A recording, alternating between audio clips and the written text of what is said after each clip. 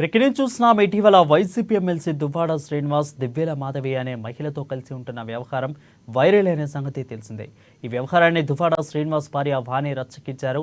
ఇక దువ్వాడ శ్రీనివాస్ కుమార్తె కూడా తండ్రి వ్యవహారంపై బహిరంగంగా గళం విప్పారు. తాజాగా అంశం దువ్వాడ వాణి మరోసారి మీడియా ముందుకు వచ్చారు. ఇక తన భర్త దువ్వాడ శ్రీనివాస్ మీడియా ముందు రకరకాల కథనాలు సృష్టిస్తున్నారని ఆరోపించారు. శ్రీను గారి తల్లి, అతడి సోదరుడు ఎలాంటి కథలైనా క్రియేట్ చేయొచ్చు, కానీ శ్రీను గారు ఇలాంటి అవాస్తవాలను సృష్టించడం బాధాకరమని వాణి పేర్కొన్నారు. నా పట్ల, పిల్లల పట్ల తప్పుడు కథనాలు ప్రచారం చేస్తున్నారు.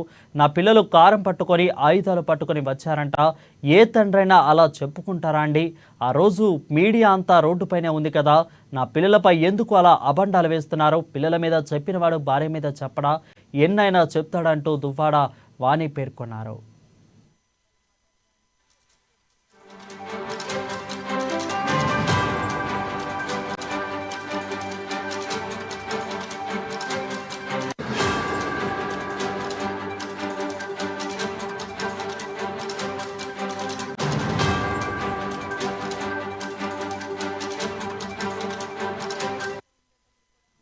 ఇక ఇటీవల వైసీపీ ఎమ్మెల్యే దువ్వాడ శ్రీనివాస్, దివ్యేల మాధురి అనే మహిళతో కలిసి ఉంటున్న వ్యవహారం వైరల్ అయిన సంగతి అందరికీ తెలిసిందే. ఇక ఈ వ్యవహారాన్ని దువ్వాడ శ్రీనివాస్ భార్య వాణి రచ్చకిచ్చారు. ఇక దువ్వాడ శ్రీనివాస్ కుమార్తె కూడా తండ్రి వ్యవహారంపై బహిరంగంగా గళం విప్పారు.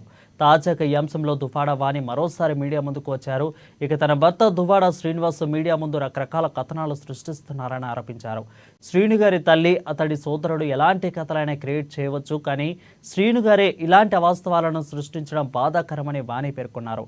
నా పట్ల, పిల్లల పట్ల తప్పుడు కథనాల ప్రచారం చేస్తున్నారు.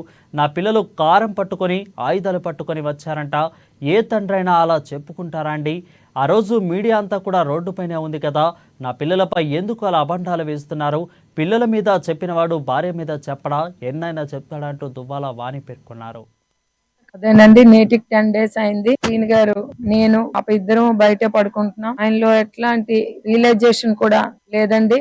నన్ను రోడ్డు మీద పడుకుని పెట్టినా పర్వాలేదు, తన సొంత కన్ను పిల్లలు కూడా రోడ్డు మీద పడుకుంటున్నప్పటికి కూడా ఆయనలో ఎట్లాంటి చలనం కూడా కనిపించడం లేదు. 24 గంటల ఇంట్లో ఉండిపోతున్నారు. మరి ఆ ఇంట్లో ఏముందో నాకైతే అర్థం కావడం లేదు. బయట కూడా చెప్తున్నారు, దాడి చేసేస్తారు, కొట్టేస్తారు. 29 సంవత్సరాలు ఏ రోజు కూడా చెయ్యింది ఈ రోజు డంబెల్ తో ఏదో అనేశారు అని ఒక క్రియేషన్ అనేది రాంగ్ గా, విచిత్రంగా సృష్టిస్తున్నారు. వాళ్ళ అమ్మగారు గాని, వాళ్ళ బ్రదర్స్ గాని. 29 years లో మేము అట్లాంటి వాళ్ళం అంటే 1 year, 2 years, 3 years, 4 years, 5 years, 10 years, 15 years ఎక్కడో ఒక దగ్గర రావాలి డిస్టర్బెన్స్. ఏమంటే కాంప్రమైజ్ అయ్యానంటాను. మనిషి కాంప్రమైజ్ 30 సంవత్సరాలు అయిపోతారా? కానీ వాస్తవం అయితే అది కాదు. కేవలం ఆయనకు ఒక ఎమ్మెల్సీ పదవి వచ్చిన తర్వాత ఒక అహంకారం పెరిగిపోయింది. ఒక కోర్టు, ఫైనాన్స్ వచ్చిన తర్వాత ఒక తప్పుడు ఆలోచనలు పెరిగాయి. వాళ్ళ బ్రదర్స్ గాని, వాళ్ళ మదర్ గాని, కొంతమంది వ్యక్తులు గాని స్వార్థంతో ఆలోచించి మా ఫ్యామిలీని డిస్టర్బ్ చేశారు.